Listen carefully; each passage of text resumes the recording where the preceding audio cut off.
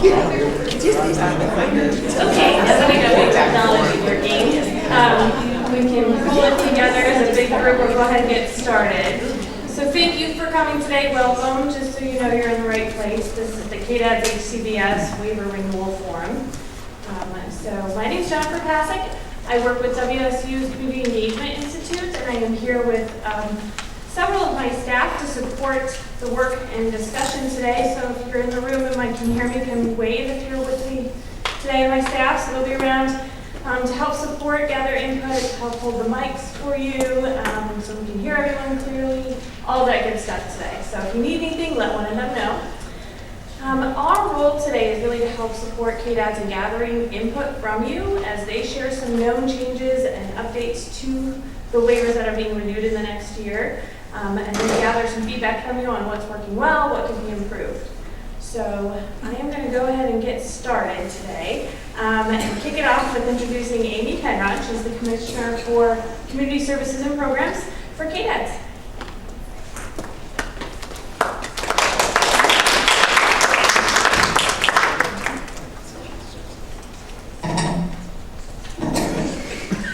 Okay. Hi, everybody. Thank you so much for joining us this afternoon. Again, my name is Amy Penrod. I'm the Commissioner for Community Services and Programs at KDADS. We will be reviewing the 4 HCBS waivers that are up for renewal during calendar year 2019. We have scheduled this feedback in 4 cities. This is our 3rd stop. We're doing 2 sessions in each town, and we're hoping to get feedback from participants, family members, stakeholders, providers about what you feel is working well in the waivers, what you feel like could be improved in the waivers, and any changes you might like to see as we move through the renewal process. At this time, I want to introduce the KDAD staff that are here with me. So I'm just going to have them wave when I call their name. First, I have Russell Bowles. He's our ICF Program Manager. I have Cindy Wickman, our HCBS Director. Callie Simmons, our Physical Disability Waiver Program Manager. Carrie Prophet, our FE Program Manager. Michelle Hayden, the TBI Program Manager.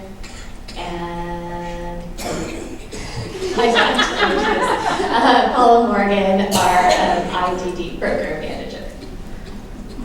So finally, before I dive into the presentation, I want to be sure I address a question that I've received a couple of times since the invitations to the forum went out.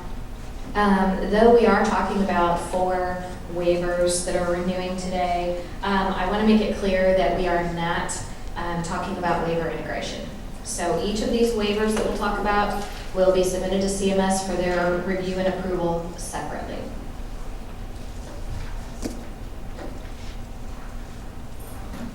Okay. As you can see, we've got the 4 waivers that are up for renewal listed here. The frail elderly waiver expires December 31st of 2019.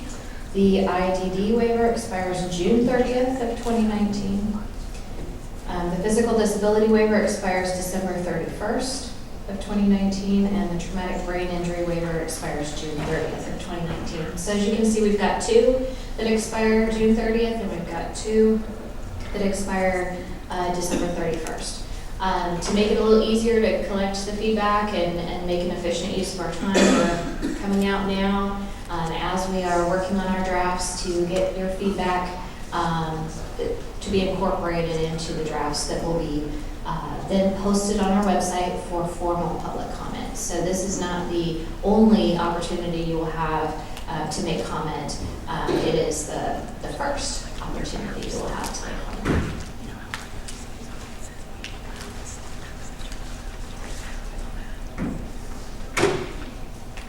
So next is our anticipated timeline.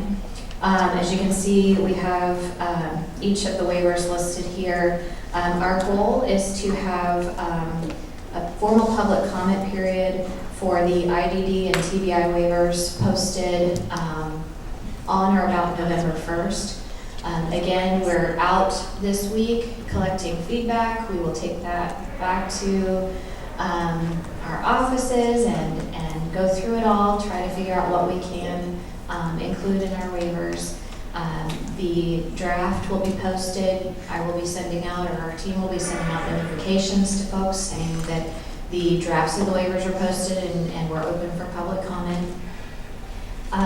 We will be then incorporating public comments into the waivers according to this timeline.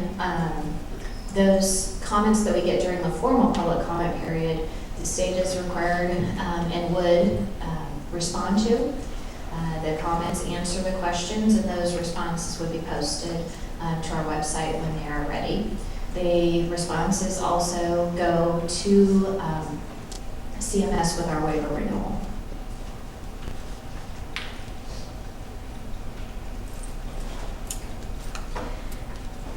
So the way I've got this presentation set up, I'm first going to talk about some of the general areas where we have conducted a review across all 4 waivers.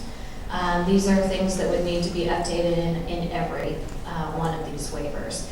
A little bit later in the presentation, I will go through each individual waiver and talk about the proposed changes or updates that we have that are applicable only to that individual waiver.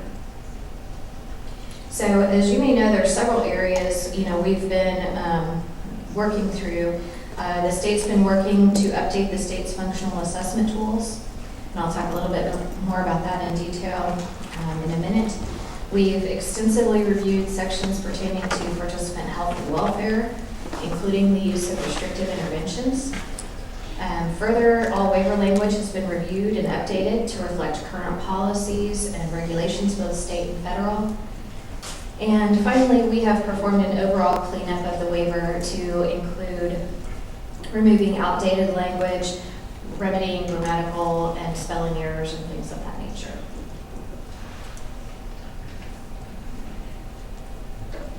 Okay, so reference in the waiver, the main change would be to update references to the current assessment tools.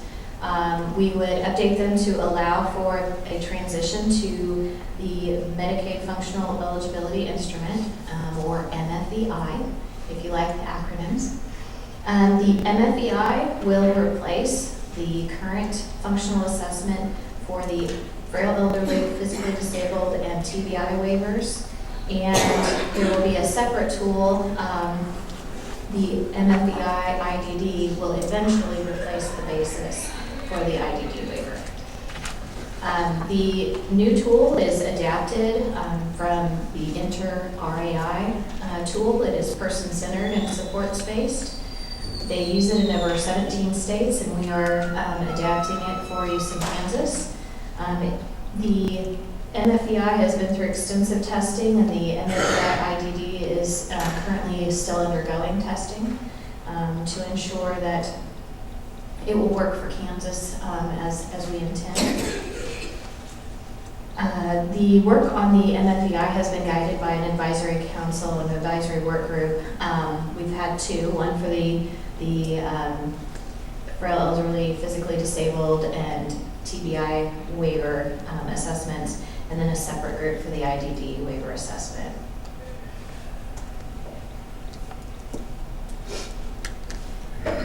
We have also needed to spend a lot of time reviewing the impact from the HCBS final settings rule.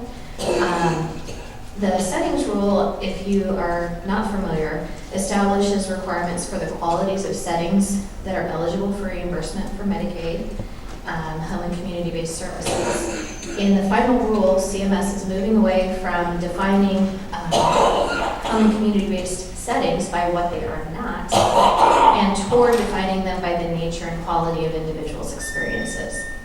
The final rule requires that all home and community-based settings meet certain qualifications.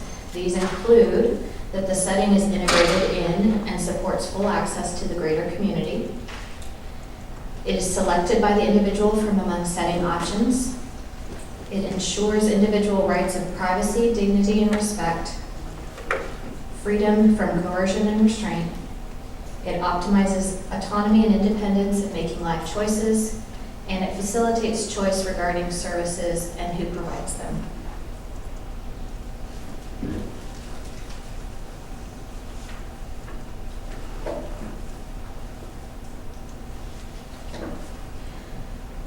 We have spent a lot of time looking at the health and welfare sections of the waivers. One of the large parts of that is dealing with restrictive interventions, including seclusion and restraint. Currently, the IDD waiver allows for restrictive interventions, including seclusion and restraint, under certain conditions, though the use of those interventions must be reported to the state's adverse incident reporting system. Similar restrictive interventions are not permitted currently on the frail, elderly, physically disabled, and traumatic brain injury waivers. In our review, it happens to be Appendix G is our health, safety, welfare section. All language in Appendix G of each waiver has been reviewed and updated to reflect all relevant federal and state statutory requirements, including those required by the home and community-based settings rule. We have also addressed staff qualifications and training, lists of unreasonable or prohibited uses of restrictive interventions, and compliance monitoring.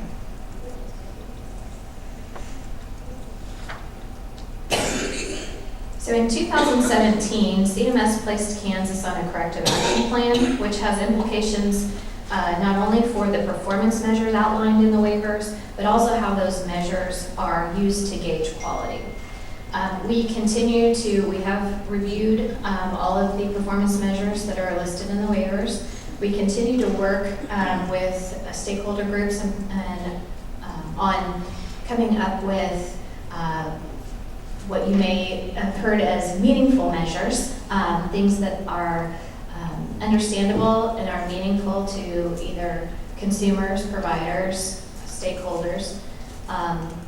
We've been working with the CanCare Advocates Network, including CASEL and InterHab. We have a large list, I think, of 30 measures that are considered meaningful to these groups and populations.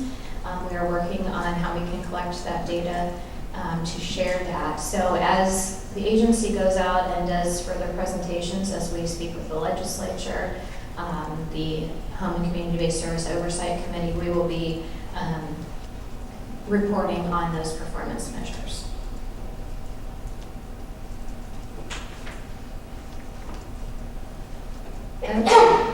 Over the last several years, there have been multiple policy updates and changes that we have needed to address in the waiver. So that each waiver, sets the floor for state policy. A few of these, or all of these that I'm about to mention, have been included in the waiver by reference. So our updated person-centered service plan policy has been updated in the waiver. The home and community-based institutional transition policy, which replaces the money follows the person grant since that is closed. We have updated the references in our waivers. Further, the background check policy has been updated to include the policy hasn't been updated, the waivers have been updated to reflect the current policy and to be consistent with the recent statute passed by the 2018 legislative session. Further, we have reviewed the grievances and appeals section to make sure that the current policy is reflected in the waivers for the MCO processes that have to adhere to federal and state requirements. We have updated references to the personal care services and limitations policy that went into effect in 2016. Further, we have made modifications to MCO reporting for network adequacy and made sure that those, those references are consistent throughout those waivers. Okay, that was a a review of the issues and topics that pertain to all 4 of the waivers that we seek to renew. Now we're going to talk about the waiver-specific updates that we propose. And the first up is the physical disability waiver. For the PD waiver, we have not yet identified, or we do not have any changes to PD services identified at this time. The waiver updates that we have identified focus primarily on updating the policy references that I just reviewed and correcting grammatical and spelling errors. And that's part of the reason why we are out here today, to get the feedback. If you have ideas about what might make the PD waiver better or might make it work smoother, we'd be happy to hear that. But at this time, we haven't identified any major changes other than those references. Next is the frail elderly waiver. For the frail elderly waiver, enhanced care services is provided as a crisis service. We have proposed making the service more accessible to frail elderly waiver participants. Currently, an individual would have to meet 5 out of the 6 criteria listed on the screen in order to be considered for enhanced care services on the frail elderly waiver. We are proposing to reduce that down to 4 out of 6.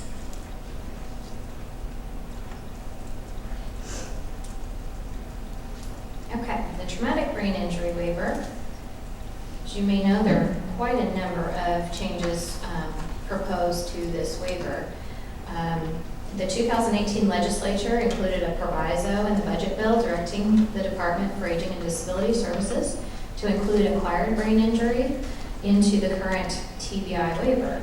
Further, the proviso directed the agency to amend the waiver to serve children under the age of 16. And these are really significant changes to the waiver. As soon as that bill was passed, we began working with stakeholders, trying to develop definitions for eligibility for what will be the brain injury waiver. Assistive services, crisis exception policies and processes, and a review of current services offered are all critical pieces of that process. In addition, because the waiver will now serve children under the age of 16, a pediatric assessment tool needs to be identified and adopted.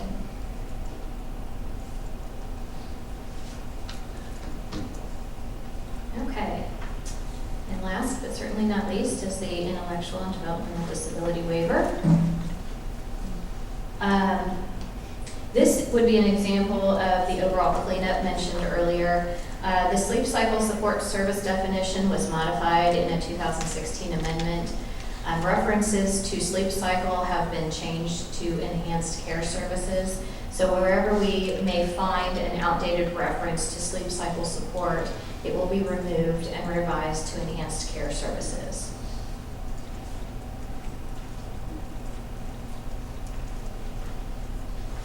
And that is what we've identified up to this point that will be changing.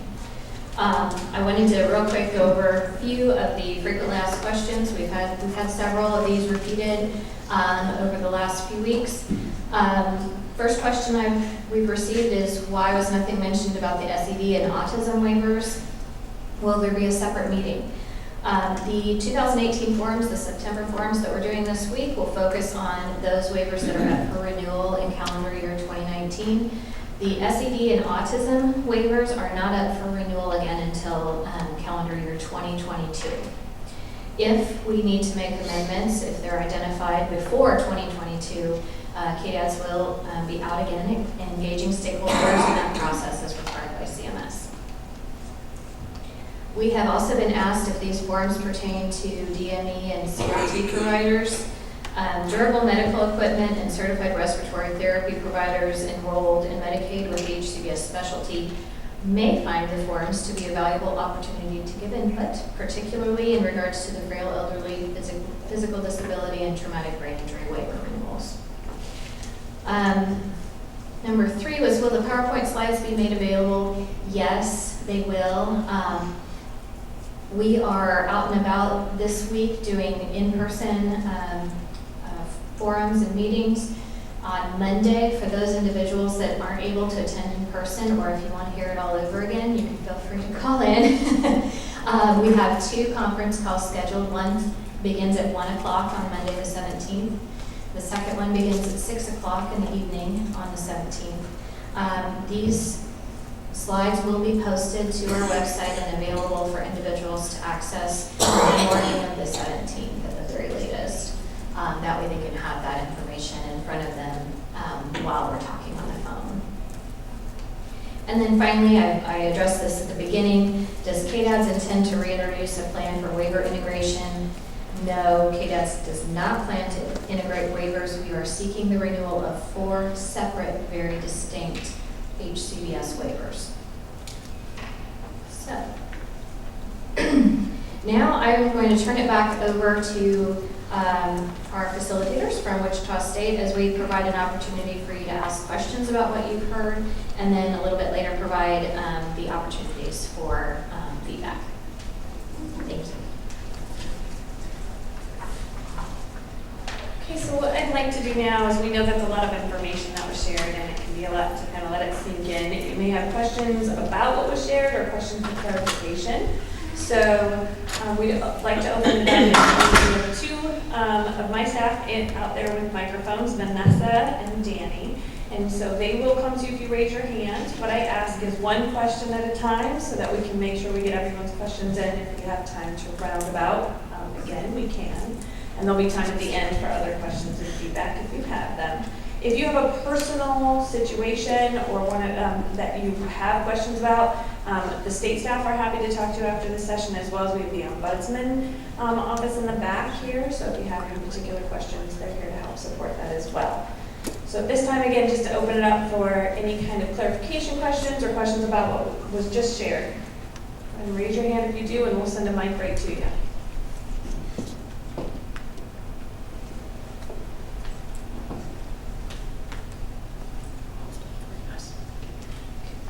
Hi, I'm Deborah, and I provide some services in all these waivers. My question's about the person-centered support plan. I've called Michelle and from the TA waiver and spoken to her, and I've also spoken to each one of the MCOs, and I keep getting different answers. As a provider, when we sign that plan, what does it mean to the state? The MCOs are telling us it just means that you saw the plan. I read your definition very differently, that I am solely responsible for making sure that service needs are met. I'm uncomfortable for signing those because the day I sign it, I might have had caregivers to do that, and things change tomorrow. The caregiver quits, they don't like the caregiver, and now I can't meet that need. What is the provider responsibility? When a provider signs the person-centered service plan document, you are indicating at that time that you are able or capable to provide the service in the amount, scope, and duration in the plan. Now, I completely understand things change. That means then that the MCO needs to be helping step in and help find additional providers if you are now unable to fulfill that. Does that make sense? Does that answer the question? So if I notify the care coordinator with the MCO that something has changed and I can't fully meet that responsibility anymore, is that the end of my responsibility there? That document and that communication? Yeah, I think that they would need to either revise the service plan to account for maybe multiple providers providing the services, etc. By signing that plan, you're saying that you will be able to provide that service at that time. When we're notifying care coordination staff, the feedback we're getting is, okay, thanks for letting me know. We're not getting any changes and updates to those plans of care. Okay. And they have every MCO person that I've spoken with has a different understanding of what that document means. Okay. We will be working on some clarifying guidance that I can share with the MCOs about what that means, what their responsibilities are, and the information that they should be sharing with the providers. Thank you.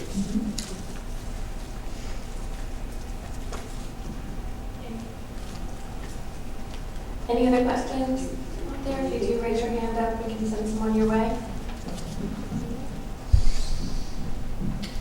Hi, will the ECS service verbiage, will that include overnight respite and the sleep cycle support, or just sleep cycle support? We still see them coded as either or for at least the IDD waiver. The change, or what I was referring to, was the enhanced care services for the male elderly waiver. Okay. Yeah, so that's where it's a crisis service. No changes for anything else.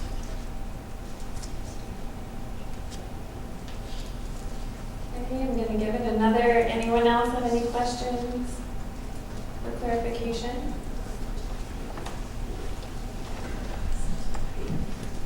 I think we have one in the back, and then they'll come up to you. Yeah, excuse me, I had a question regarding the TCM role moving forward. Pat Jones, cerebral palsy research here in Wichita. Could you repeat it for us, Pat? Yeah, the role of the target case managers on the IDD waiver moving forward. I hear I'm confused over what that change might be, or if there is going to be a change. Thank you. In general, the targeted case management for the IDD waiver, targeted case managers will still be providing the targeted case management services.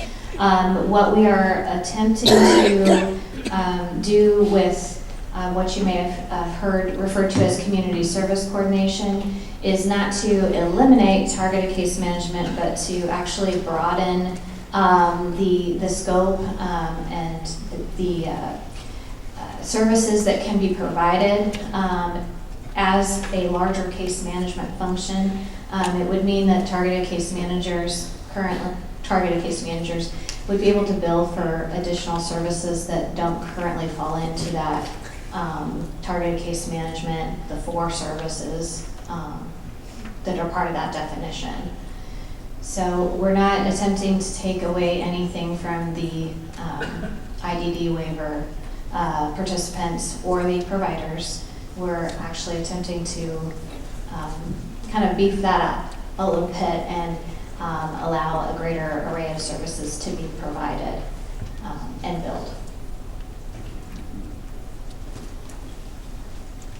Hi, Jeremy Michaud, DSNWK out of Hayes. And similar to Pat's question, in terms of how that all might work with TCM services, will there be an expectation that that's an offering by the MCOs for the system, or is it something the MCOs will do? That's been a question. Okay, so the question is whether they will be required to offer that service, or if it'll be optional? Is that? Provided by the community system versus provided by the MCO themselves. Okay. It would be provided in a similar way to TCM currently. The TCMs have a provider contract with the MCOs. It would be a similar situation.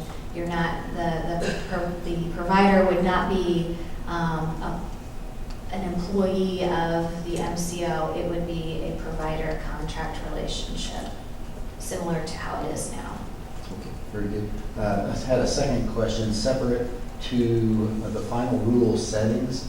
Anything in terms of our compliance as a state, I'm speaking from the IDD perspective, anything in the waiver rewrite that relates to addressing issues or concerns that we ought to be tuned into?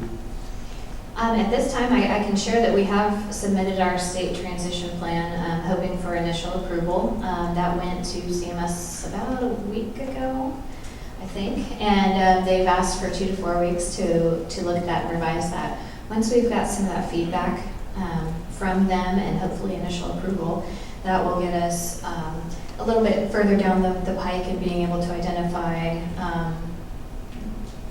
specifically what that means for different settings. Particular to the waiver, We're making sure that language is updated, but I don't think that the waiver will dictate necessarily the absolute path forward. So, I was looking at my resident guru on final rule, so.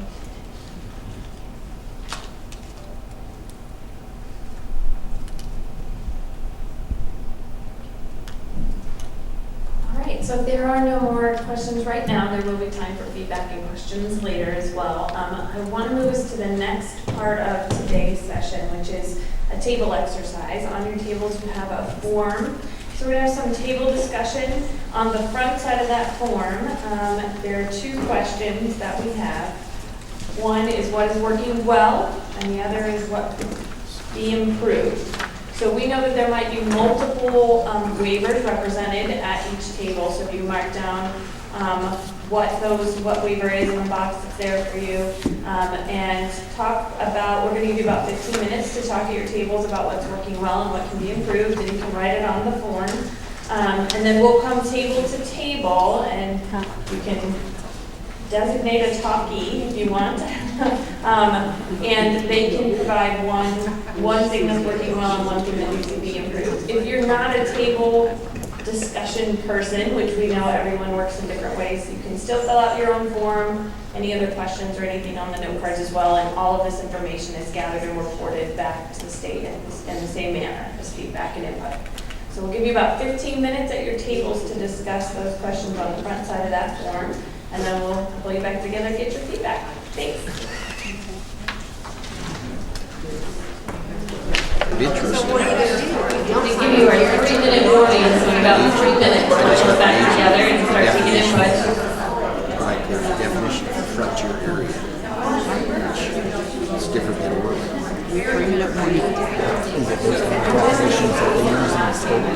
Population. I don't know. She said there is a definition. What, those are the prices. See the title. Price. Fee? Yeah. So they changed from 5 or 6. Not working so well. 4 or 6 for classes in the But that's what the rating changed.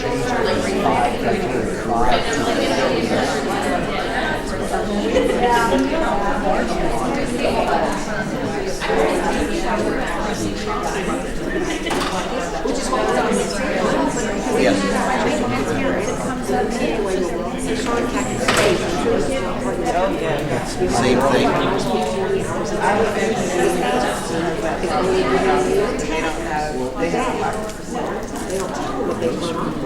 Those report 6 criteria. They have to be 6 of them. That's pretty population. Which one you address or you Yeah, that's what I was thinking. But I was thinking in the future.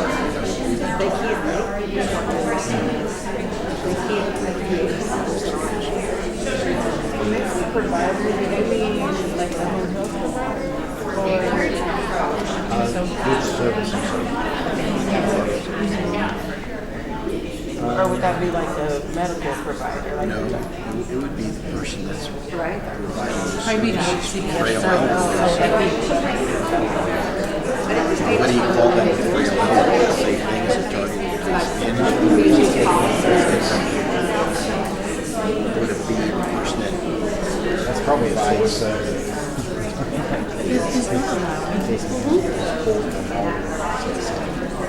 With the last one. Everybody's saying like Yeah. He's management. But it's a state waiver. Or the state They took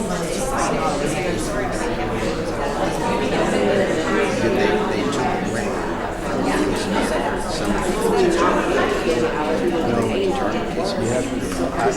How long have you been I've only been here for a year. before Michelle? She said Okay, we're going to pull it back together here. So we have, again, Danny and Vanessa are going to come around table to table with microphones. If you can have one designate per table, read or share one thing that's working well and one thing that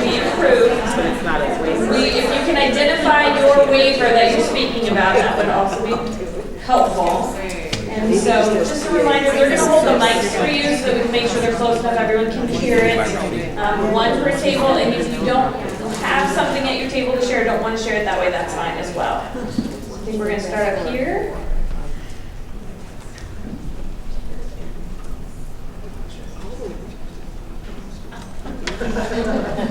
Somebody's gonna get more tall.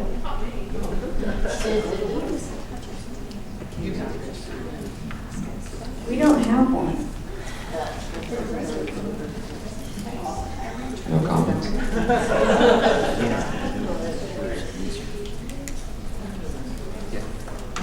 I'll mention mine, which my disability waivers that I have are the PD and IDD because of the fact that my seizures and then I've also gotten degenerative disc disease in the lower lumbar spine as well as depression and hypoglycemia and now 3 bulging discs in my back. They make it hard for me to try to do any type of cleaning and all around my apartment. And the physical disability part is one that seems to work well on helping me be able to get my needs met on the cleaning and all, and for what my body's not able to do to get it done. But the IDD is the one that could be improved because of the fact that there's people like me ever since I've been diagnosed with seizures since I was a baby. It's where when I was at age 4, I've heard my adopted mom tell me this quite a bit. When I was at age 4, my mentality was like a little newborn or infant because of the damage that the seizures have done and all. And that's where the intellectual developmental disability causes it to be having a hard time for people like me to be able to work well and all for people who have this problem. Thank you. Vanessa? For what is working well, we said overall there's better communication than there was 5 years ago across kind of the network. And we were talking about kind of all 4 waivers on that. And as far as things that can be improved, and this is again kind of across all 4 waivers, more providers, or not necessarily providers, but workers, which we think loops into pay and reimbursement rates, and then total coordination of care for the individuals beyond just that care, looking at when utilities are turned off, things like that, that really loop in that full customer. Thank you. Okay, well, I think in fairness, there's been struggles in terms of working well from the IDD world. I would say that the crisis process that we have in terms of timeliness, our experiences, we get pretty quick turnarounds on those things, and so that helps. The looming waiting list is kind of the bigger problem, but the responsiveness we see as a positive. And not to be, accused of brown nosing, I would hate that to happen. The familiarity of state staff and knowledge of our system is a good thing.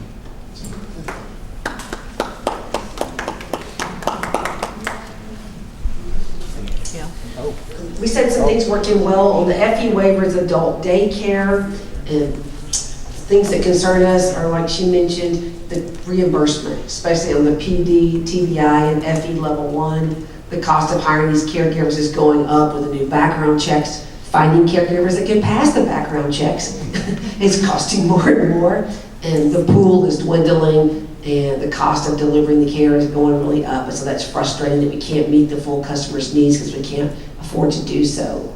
We're also very pleased to see improving the enhanced care cycle for the FE waiver and meet the needs of some of those Alzheimer's patients that wander through the night and stuff. But it all comes down to reimbursement on that PD waiver, especially. They have such high needs, and the reimbursement, we just can't maintain adequate staffing.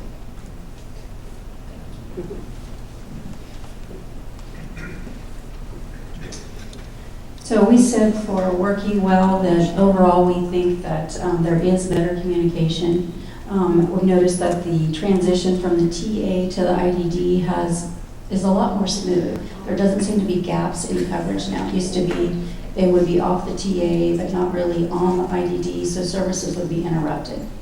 But then to be improved, actually the transition for a client to go from the nursing home onto if they need to go into a nursing home and need to be on the FE, that has not been a good transition. There's been gaps in coverage. There needs to be better communication on the knowing who their case manager is. A lot of consumers don't know who their case manager is.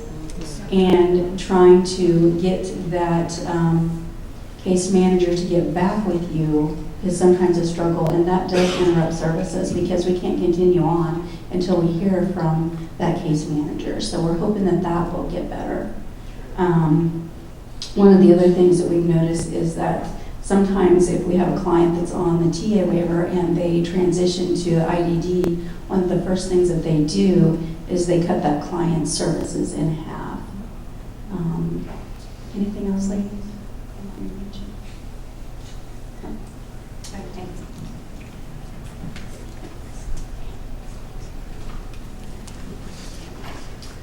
We all represent IDD waiver. What we feel like is working well is that we have been able to keep targeted case managers. That's critical for our system.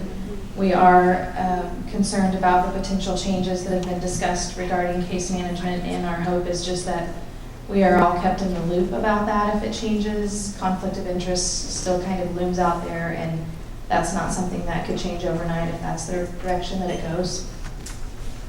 What could be improved? We have too many meetings. We expect families and providers to participate in too many meetings.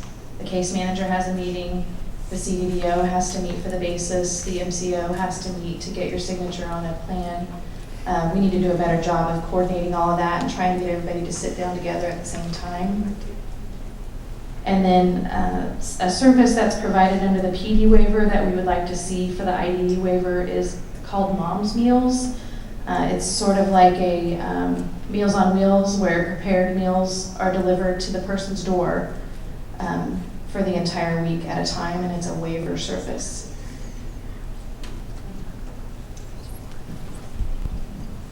Thank you. We have a couple of different things. These guys are all moms, so they are looking at training and consistency between the state and the MCOs. So they're getting consistent information and getting callbacks from the people they need to get the information they need to get their kiddos served. I'm on the foster care side of things, and so for us it's a combining of waivers.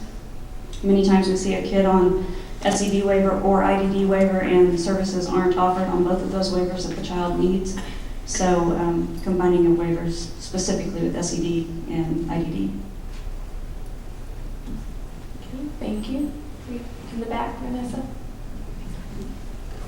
Okay. Well, we concur with the previous table that what has worked well for the IDD waiver is having access to that case management services to help coordinate. That's been a blessing. For things that we'd like to see improved, we would like to see services to children expanded on the waiver, children's and family services. An example would be expand access to technology. We would like to see the rates looked at for in-home supports.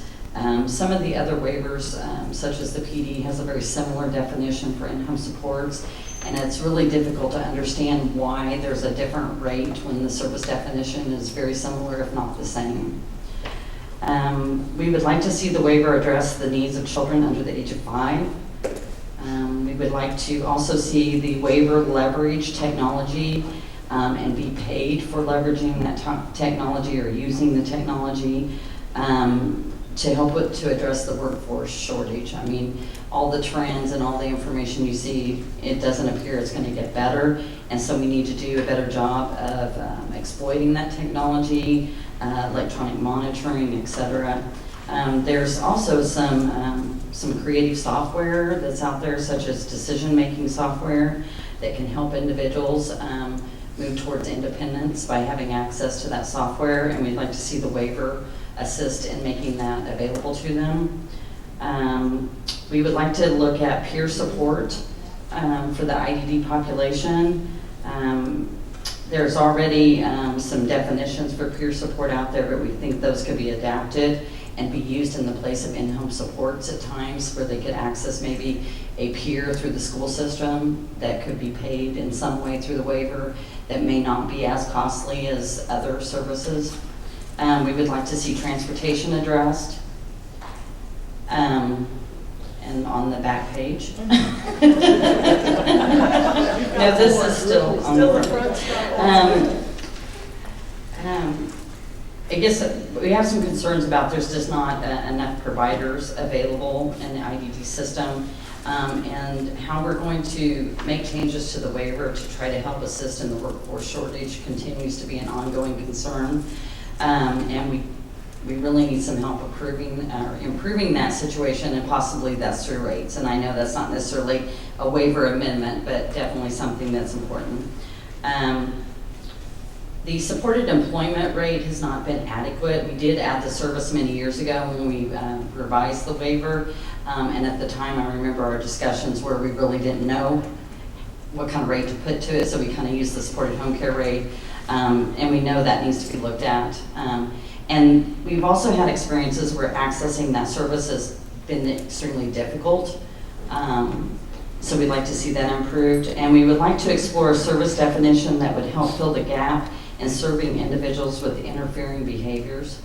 And that may not necessarily be a new service to this waiver. Maybe we need to look at a different waiver like other states have done, but we think that should be explored, at least in the amendment.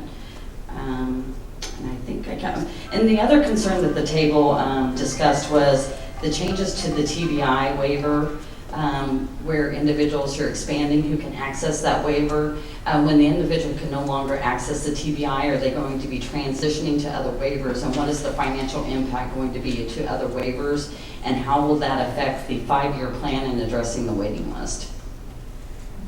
Did I miss anything, guys? I will go ahead and address that last comment about the TBI waiver and whether individuals would be able to transition to other waivers. At the current time, the TBI waiver is a waiver that allows for transitions to the IDD waiver, PD waiver, depending on the needs. That is, we have had the same conversations about what are the impacts going to be then down the road on the IDD waiver, the PD waiver, those waiting lists, et cetera. So it's definitely something we've got on our radar, and we will need to take into account as we're walking through this process. Thank you.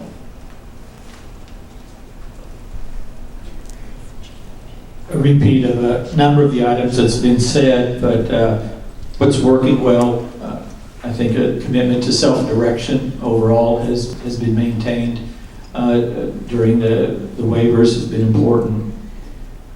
Earlier, the comment about the care coordinators and case managers not always getting around or meeting and that is a reality in the field.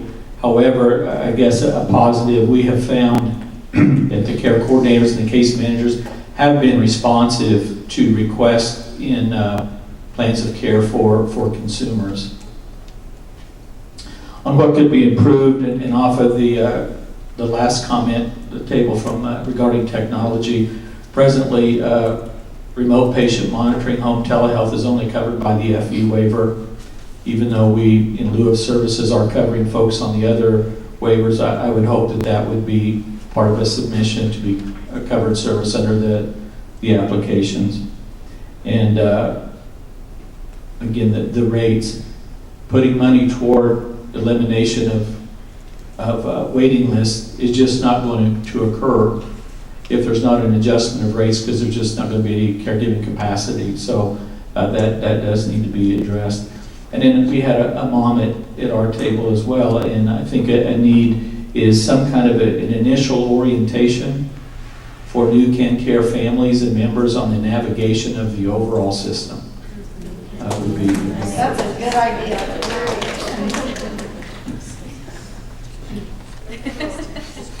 We have Vanessa in the very back there. Yeah, again, this is Pat, and there's a family here that have a son in Hutch, and some of the things they're kind of struggling with is, and is frustrating for them, appears to be staffing. And I'm assuming that's not just around Hutchinson, but a lot of personnel changes and the consistency or lack thereof of having people that clients know can be a little frustrating at times. Help me if I'm wrong here. No, you're right. The plan is no good unless you have somebody who can carry it out. So that's one of the concerns. We worked with a lot of folks. A number happened to be on the PD waiver, and I think the flexibility that the PD waiver allows, if the hours are there, is helpful to folks, and I think allowing them to make that determination of when they use those services is very good. I have a specific beef regarding wheelchair services that we provide, in that KMAP, I don't know if there's a waiver issue, but it would go across all waivers. When you are 0 to 21, the KMAP allows for reimbursement for a therapist to do an evaluation for a kiddo needing a chair. After 21, they don't pay for an evaluation, which to me is just silly. They call it, the KMAP considers it habilitation versus rehabilitation, but folks change. Just because you had a disability for 21 years, you come in at 22, there's a lot of changes that take place, and that therapy, and I understand, I am a physical therapist by trade as well, and I understand you're not going to get a lot of physical changes that are going to remedy the medical issue.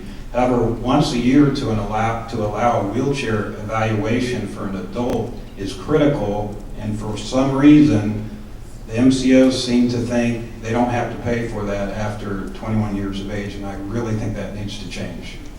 Thank you. Great, thank you everyone for that feedback, and we'll have a time in a minute to give some more feedback. So the next thing that I want to do is, if you notice on the other side of that form, is to, what have you heard today that would be working well for your waiver? Or, so we heard some examples in the back of the room of if, flexibility is nice. We heard this other waiver does this, it'd be nice if it could be on my waiver. So I want to take about 7 minutes at the tables for you guys to discuss, and we'll do the same process again and come around and then open it up to any other feedback and input we have that we'd like to say about the waivers. Okay, so about 7 minutes at your tables to discuss that second question up here and on your forms. Thanks.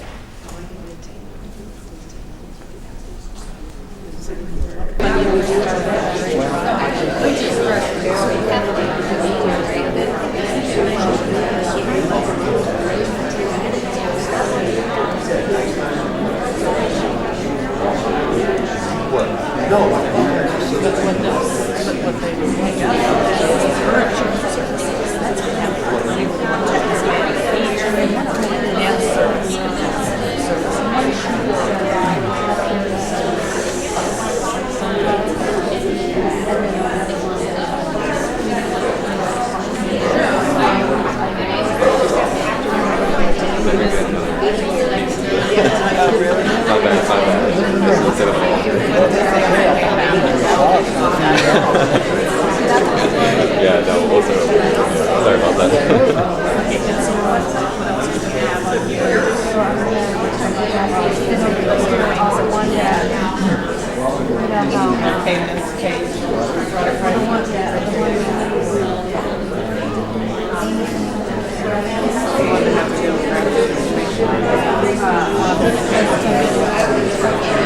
Okay, if we can pull back to the big group again, what we're going to do is the same process. We're going to go table to table and collect feedback from what is working well for your waiver that could work across others, or what you heard today that might be working across others. And I want to start up here at this table right here. I think Danny has it. I apologize for missing this the first time. I think the team here has been fighting. I skipped right over the what needed to be improved section. So, great thoughts from around the room. One that I didn't hear that we talked about up here was the shared living program that currently has a moratorium on, and that needs to improve. On the physical disabilities and the frail elderly arena, the system is it leads to more of a reactive approach than a proactive as it relates to crisis and how people can enter. And so I don't know if I'm hitting that completely for the gals here. The workforce crisis is paramount. And then the stability in the system that I think everyone desires. It's so broad, but I think that's what we really long for. And our system has not necessarily had that kind of stability with all the change. The rates were another key area that we heard, and I think that's probably across the board. But really, if I had to highlight any one area that could improve, it is that workforce and addressing that crisis. It is absolutely real. Okay. Am I supposed to shift to the next? Yeah. Okay, all right. I got it in here. The good things that we heard around the room, I may repeat what I just said here a little bit. On the PD side, having that broader criteria for how to enter into services. I believe that there are some expectations. Again, this is not my wheelhouse particularly, but if there's no family around to help, that's not necessarily a consideration when it would seem that would make some good sense to have that. Also, the criteria of minors living in the home, which is part of the criteria, I understand. A lot of the folks with PD don't necessarily have minors in their home. So to use that as criteria seems, it's good, but if it doesn't fit for a lot of the folks, that could be a problem. On the IBD side, reimbursement for patient monitoring using technology, I think is a great concept from back there. I put a star by that one. The funding for Mom's Meals, I have to say, I don't even know what that was until today. So that's, I think that's a great idea for folks that kind of live and could use that support. Establishing the criteria for shared living, reinforcing that. Add funding options for people who are transitioning from high school to the adult services. I think that could be helpful. And then that whole coordination between MCO world, provider world, TCMs, that just makes some common sense. Sometimes we have timelines that play in, and then it just gets all off the rails.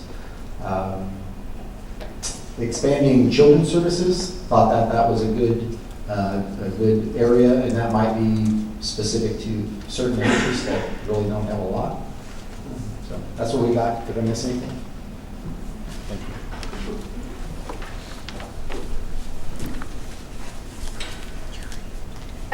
Our top two would be pay rates across the board, kind of making everything equal. And then meal services provided for IDD waiver, and then the transition services, I think would be great.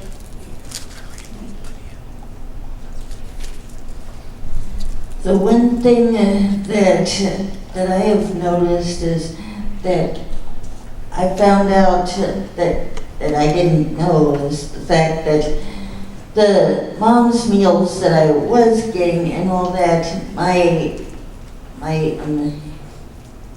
MCO or what, Amberly Clifton, who was with the Merit Group, she was the one that mentioned to me that insurance paid, and I didn't know until I came here that it was part of one of the waivers. I'm like, that's something I didn't know. I didn't know it was on a waiver. But for right now, it's like during the fall and winter, that's where I start trying to do some of my own meals, because the summertime is too hot for me to cook. And during this time where it's cool, that's where it's easier for me to handle being over the stove. So that's in cooking. So that's where during this time I put Mom's Meals on hold for a while, but still keep the services and all. They just freeze deliveries for right now and all. But I do enjoy getting their meals. But like I said, it was new to me that I did not realize it was on a waiver. I did not realize that. It was something new.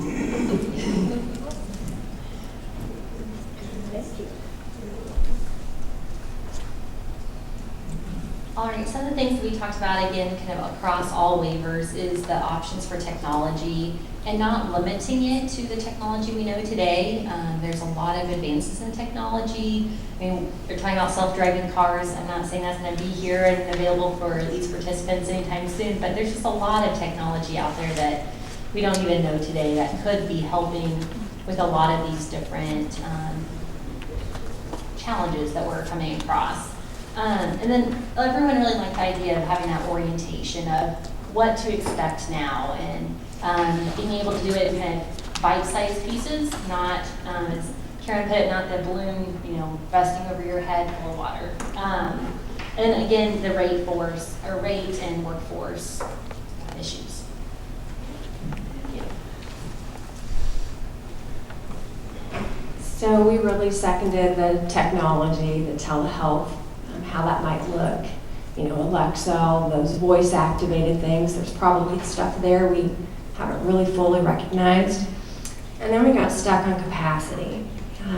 Capacity issues versus network adequacy, how those are different. And being very, maybe not cautious, but very smart in how we look at capacity and not changing necessarily a plan of care or person-centered support plan to meet the capacity. But to be very mindful as we move forward with that.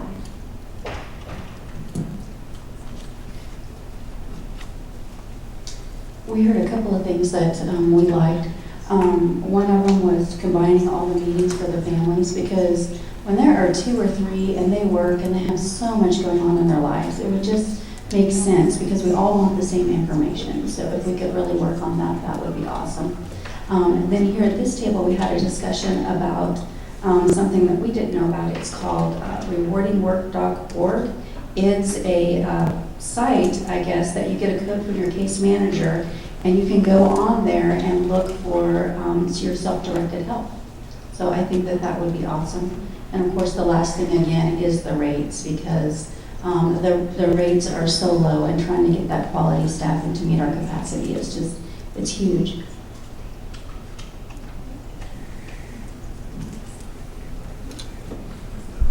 We had a lot of the same things that have been brought up. The mom's meals, again, higher rates overall, or even for similar services.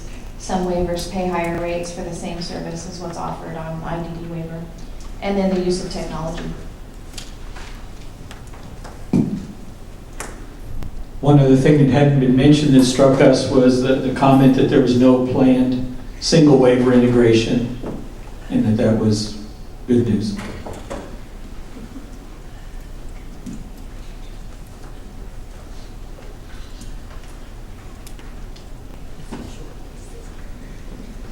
Okay, we really like to hear more about meals, or mom's meals. I had never heard of that, and it sounds really interesting. Medication distribution machines. I believe my mom's was paid for through the PD waiver, and it's something I would like to see available to individuals on the IDD waiver. We would also like to see more DME covered.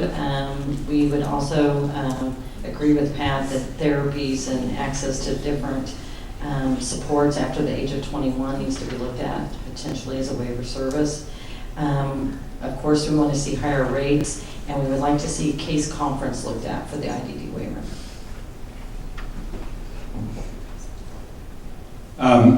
Pat again. There was a comment over here that they didn't like the term waiver. And how that came about, I'm not real sure. I don't know if I mentioned adults that get wheelchair services don't get their evaluations paid for if they're over 21. Did I mention that one?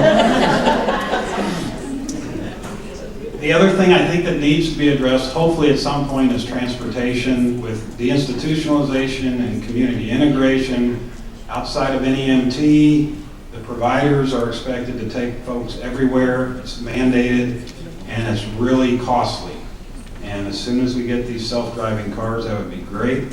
But until then, we could use some help there. I don't know if the state could apply for assistance. I've heard other states have for community services that will assist with funding some of those obligations. The other thing I would hope the state would be mindful of is just because what they're talking about in Washington, D.C. is what they think everybody should look like is not necessarily true, at least in my opinion. So I'm hoping that there is a kind of some flexibility in what's being brought down by CMS. Thank you. Thank you for that. And now what I'd like to do is open it up just for any other general input, feedback of things across the waivers that are being renewed. So if you can raise your hand, we'll get a mic to you. There's one out here. Okay. I also want to second what Pat says. As parents here, all kids over 21, all in wheelchairs, that is a huge deal. Just literally this week, my daughter started, we started to see some indications of pressure sores, and she's light, and she's 28, and this is typically when it happens. And so without that eval, there's just not enough services, there's just not enough. And so I don't know if anybody else has mentioned it, but I'm thinking that maybe more payment for a valve of wheelchair valves over 21. I don't know if anybody else said anything about that, but and then also the other idea, the other things that came out that we didn't say was about the pay rates. There have been a couple of pay rates for increases in the last few years, which has been really, really helpful. But again, it's finding quality people and then training them, and then trying to make it a job that is attractive to good people.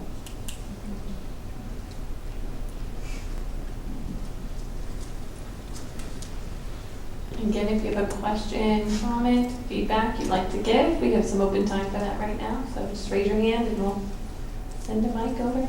About anything now related to the waiver?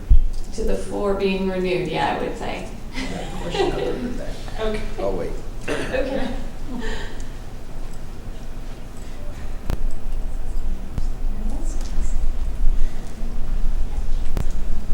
I heard that it was mentioned that the TBI waiver was going to open up to children under the age of 16. Has there been any projected age of how young they're going to go for that waiver assistance? I think that the guidance that we were provided was that that needed to be opened up to age range similar to the SED waiver. Is that correct? That was,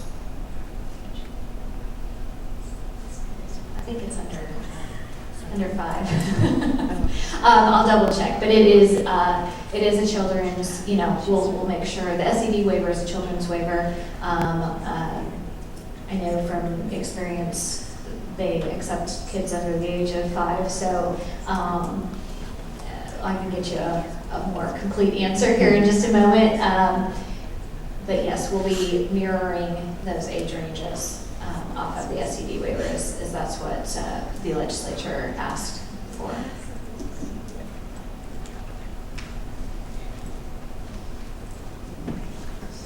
So if you can do waiver funding for children under the age of 5, then could you not do that with the IDD waiver also? To provide services to children under the age of 5 on the IDD waiver? Conceivably, you could. Again, that adds individuals that would need to be served, and that would have a fiscal effect that would have to be addressed in order to meet that demand, I think. Yeah, I understand what you're asking, and yes, conceivably we could make that adjustment.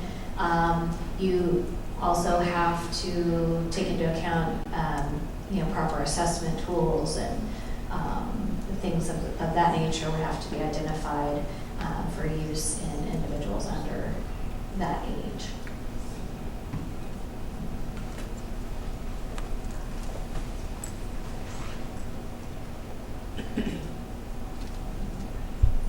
On the children's issue, there's plenty of assessment tools out there to determine kids if they're disabled, or you could adopt other definitions of eligibility that the state already has.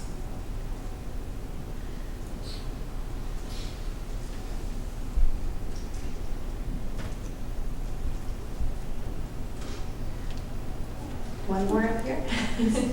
So if you were able to reduce the age on the IDD waiver to below 5, then could you not just build those dollars into the request as was being discussed a while back for waiting list? I mean, a 5-year plan or whatever that was for waiting list funding, and increase the request?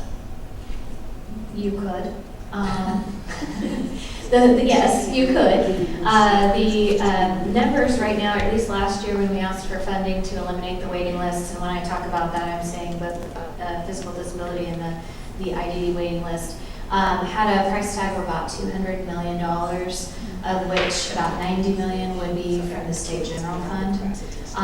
That's where, you know, everyone has to be willing to put their money where their mouth is on that, and I think that in general, most folks could agree that it's more than just the money, at least the money to add someone to services.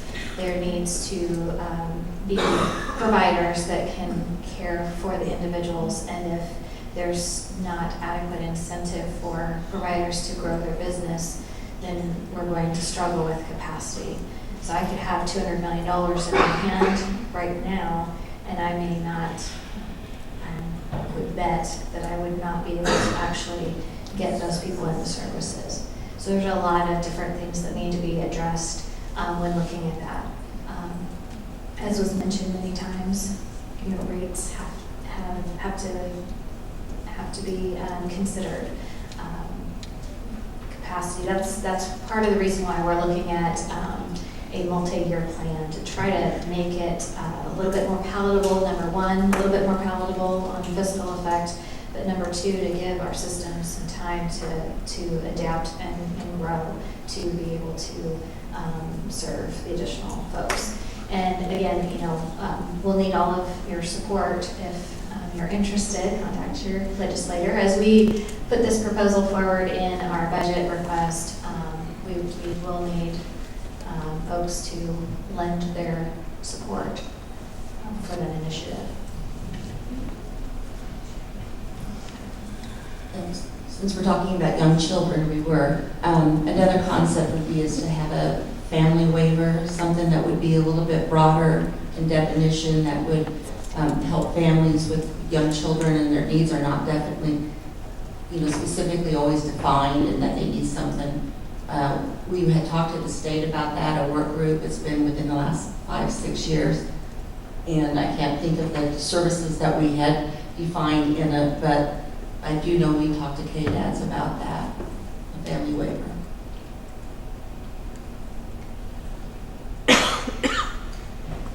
Okay, well, if that is it, remember, leave your forms and note cards and any of that feedback on the tables so we can collect it as well, if you didn't have a chance to say it all. And I want to just thank you again for coming. We have a session this evening as well from 6 to 8. And then I believe we mentioned earlier, go to the phone call on Monday, 1 to 3 and 6 to 8 as well. So if you know someone that couldn't attend this in person, maybe they can do that. So thank you very much for coming out, and we appreciate your time today.